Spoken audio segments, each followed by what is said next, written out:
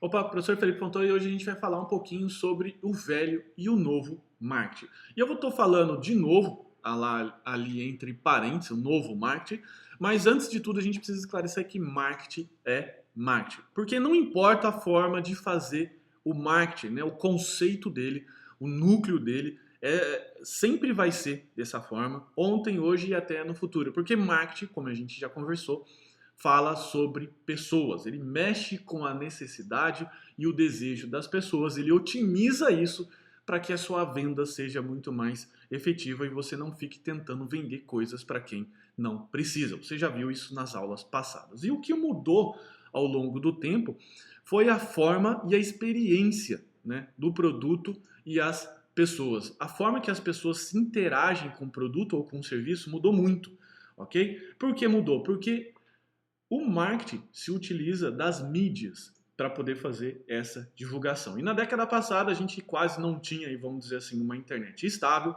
ou nem tinha, sequer tinha, e a gente tinha então grandes veículos de divulgação em massa, que era rádio, TV, enfim. E como que era feito esse processo?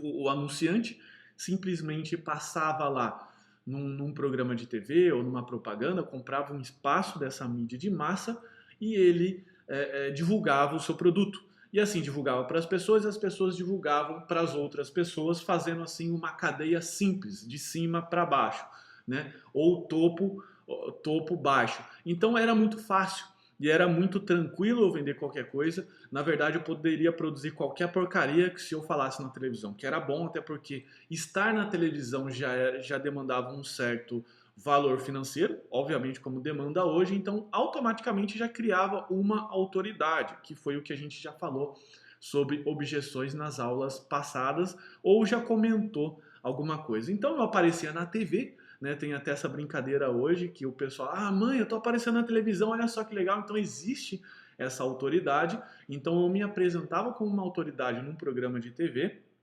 e muitas vezes essa autoridade ela era ancorada por um apresentador de um show, por exemplo, o Faustão tá falando, não sei se você gosta ou não de Faustão, isso também, eu também não sou muito chegado no programa do Faustão, mas o que a gente não pode negar é que ele tem uma autoridade, então se ele apresenta, por exemplo, um empreendedor, um grande inventor de alguma coisa lá no programa, a chance dessa pessoa ser procurada pelo Brasil inteiro no outro dia é alta. Ou seja, então existe uma autoridade. Então eu poderia criar qualquer coisa, qualquer produto no bom sentido, não importa se era bom ou ruim, que as pessoas iriam comprar de qualquer jeito. Só que a coisa mudou muito de um tempo para cá. Ou seja, agora o marketing do século XXI ele é ancorado numa capacidade de comunicação das pessoas, porque a mídia social está aí, né? As grandes redes sociais estão aí. Então as pessoas têm uma capacidade de se comunicar muito forte, como nunca elas tiveram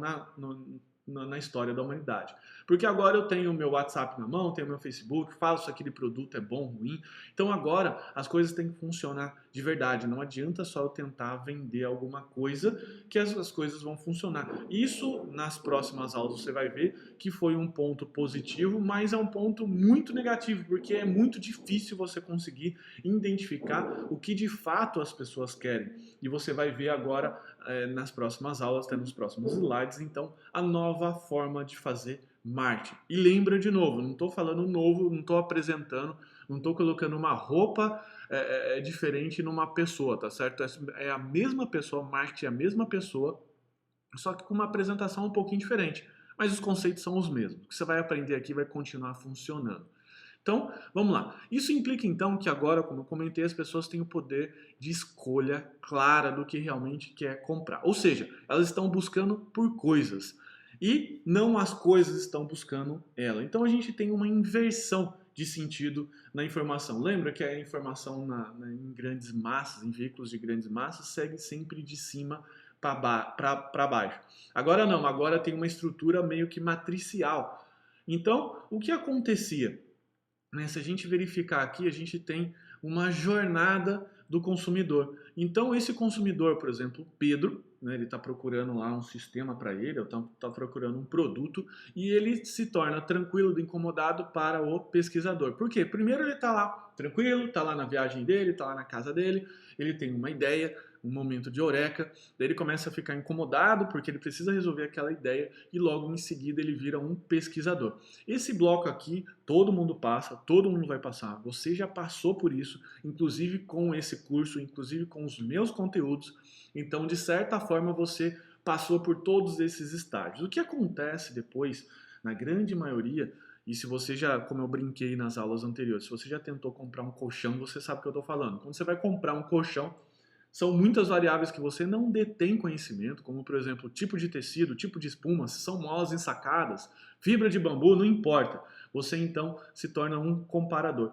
E quando você se torna um comparador, você começa a bater na parede de dúvidas e objeções. E você não sai daquilo porque você não tem conhecimento. E pela pressão do tempo, ou pressão do seu negócio, no caso aqui do Pedro, você vai fazer então uma compra irracional, que é ruim. Por quê? Porque quando você faz uma compra irracional, você faz ou por preço, normalmente você vai comprar lá o mais barato, ou então dependendo do que você vai comprar o melhor, o mais caro, porque você tem dúvidas. Ah, na dúvida eu vou comprar o mais caro, se você puder comprar. Por quê? Porque a sua percepção é que pode durar mais, ou que é melhor, enfim. Você vai fazer uma compra irracional e depois que você vai fazer essa compra irracional, você vai ficar muito ansioso, talvez muitas vezes decepcionado, porque você viu que aquele produto simplesmente não era para você, ou então era um produto ruim. Então, qual que é o seu trabalho agora a partir disso, sabendo dessa jornada? Então, o seu trabalho é criar uma experiência para o Pedro, né? No caso, essa figurinha aqui, essa pessoa fictícia aqui no meu slide. Você vai então, ele vai continuar passando por esses 3 estágios, da mesma forma que você está passando agora, só que então você vai capturá-lo na sua zona de engajamento, ou seja, com o seu material de exposição, que você mais para frente vai aprender a fazer o blog, vai aprender a fazer lá o seu LinkedIn, o seu GitHub, você vai colocar ele dentro dessa zona de engajamento, e a gente vai ver mais para frente a forma de fazer isso, vai transformá-lo num estudante, vai educá-lo para fazer uma compra racional. E quando ele for comprar o seu produto, ele vai comprar com toda a certeza do mundo. Ou seja, a chance de você vender para alguém que tem a necessidade e o desejo é extremamente alta, tá certo? Então, você vai se antecipar, chegando primeiro e se posicionando como uma autoridade na cabeça dele. E adivinha o que vai acontecer? O Pedro vai comprar, porque só vem ele na sua... você chega na cabeça dele primeiro, antes do seu concorrente. E eu vou colocar aqui, para quem não viu ainda, uma pequena parte da entrevista, se vocês quiserem eu coloco a entrevista inteira, o link da entrevista inteira, mas é uma pequena parte que fala um pouco mais disso. Olha só esse número aqui que o Bernardo, foi uma entrevista que eu fiz, ele é o CEO da Bunny, que é uma empresa de recrutamento, e ele vai falar um pouco mais da importância de você se expor, se ainda você não se convenceu disso. Vamos Programadora lá. bem preparado para ser encontrado por hunters e por empresas de tecnologia. Legal, maravilha. Eu aposto que quando o programador ele é encontrado, ele na verdade tem um poder maior, né, vamos dizer assim, de negociação, porque é diferente de eu estar lá enviando milhares e milhares de currículos e talvez não tendo tanta resposta, talvez, quanto eu desejaria. Então, Com certeza, com certeza. Inclusive, tem uma métrica que eu não lembro direito o número, tá? Mas era exatamente sobre isso, que eu acho que era de 30% a 50% a mais do que o salário de uma pessoa que busca vaga. caramba. Depois eu posso procurar essa métrica, mas eu cheguei a ler uma vez sobre isso, um report da Glassdoor, se não me engano, falando sobre isso. Poxa, bacana. Eu sabia disso intuitivamente porque eu tenho blog, tenho uma certa presença digital. Então, às vezes, normalmente o pessoal, né, vem falar comigo, né? Comentar. Eu já conversei com o pessoal da TopTal, já trabalhei já remote por uma outra empresa aí. Então a gente viu aí alguns números que o Bernardo está comentando e a forma, vamos dizer assim, que quando você faz um bom trabalho de marketing, um bom trabalho honesto de divulgação, de mídia, com o seu blog, com as suas coisas, você consegue perceber os resultados simplesmente assustadores com relação a quem não faz. E a gente sabe que o mercado hoje é um mercado que praticamente quase ninguém conhece esse processo. ou quando as pessoas fazem de uma forma totalmente errada a comunicação, não pensam do outro lado, não pensam no seu possível cliente e, como você viu, as chances aí de você ser realmente contratado por uma boa empresa é realmente alta. E você viu também que você precisa ter uma comunicação correta. Não adianta você começar a falar um monte de abobrinha, um monte de coisa na cabeça que o outro não entende. Seria a mesma coisa que eu tentar falar russo para você agora, se você não souber de russo. E o novo marketing, então, diz respeito em ajudar as pessoas primeiro. Então, deixá-las que naturalmente comprem de você. E aqui, né, o que normalmente o que as pessoas pensam. Né? Alguém que quer tirar vantagem para si próprio, não importando se o produto vai ajudar outras pessoas, como eu comentei. Né? Mas a realidade da grande maioria, pelo menos eu posso dizer da minha realidade, essa é o que eu acordo noite, né, todos os dias pensando em fazer, que é ajudar as outras pessoas a terem uma vida melhor e conquistar os seus objetivos através dos seus produtos e serviços, né? No meu caso, através dos meus produtos e serviços, é isso que você precisa fazer também.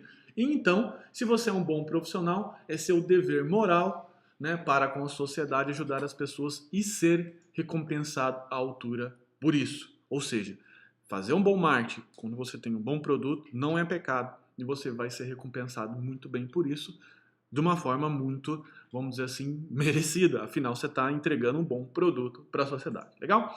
Então, vamos falar um pouco mais aqui, então, para que você possa compartilhar com a turma os seus preconceitos que você possui com marketing e as más experiências que já viveu com isso. Conta mais um pouquinho para a gente lá no nosso grupo. Legal? Então, fica assim. Muito obrigado. Um abraço. Tchau, tchau.